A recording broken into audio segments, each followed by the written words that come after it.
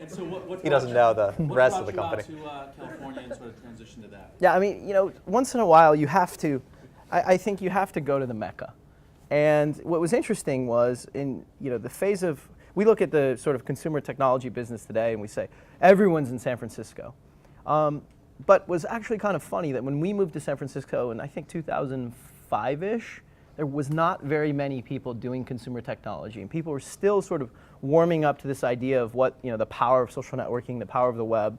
And so we said, let's put ourselves in a position to succeed. How do you succeed? You find the ecosystem, and the ecosystem was in Silicon Valley. So that's where the venture guys were. That's where the sort of burgeoning, sort of this new class of angel investors were. And so we said we have to be there. We went there with literally no contacts. We got an apartment in 12 hours. We moved out 2 weeks later. We lived in the essentially, 900 square foot place. With me, Brian, and Brian's now wife. Yeah, that was wonderful. She can tell you all about it.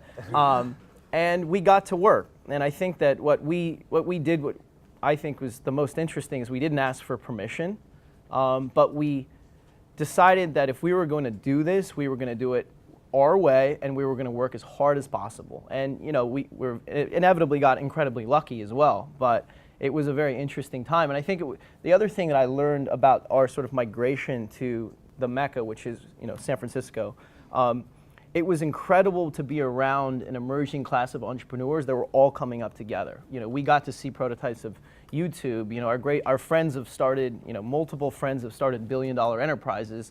Some of our friends have become, incredibly famous venture capitalists, but we knew them when everyone was sort of on the same playing field.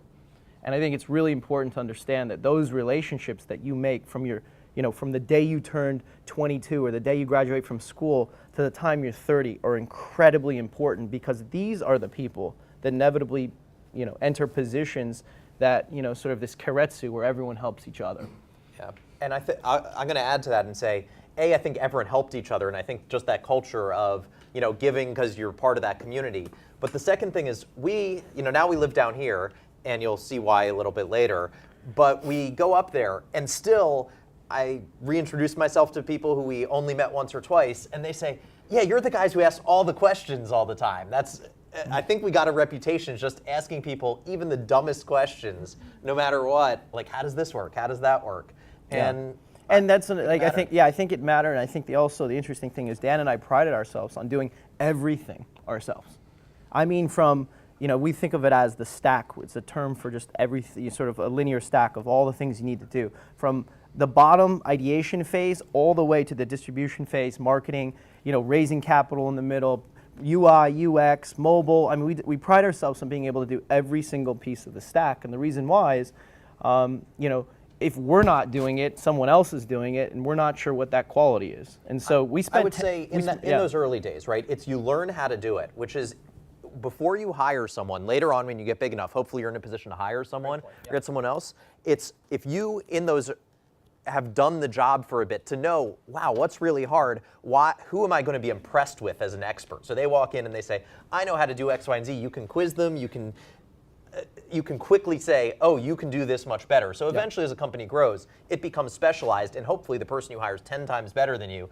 But still, I think if in our office, if the trash can's overflowing, if the toilet's clogged, it's not call a janitor. It's I grab a plunger, and that's what you do.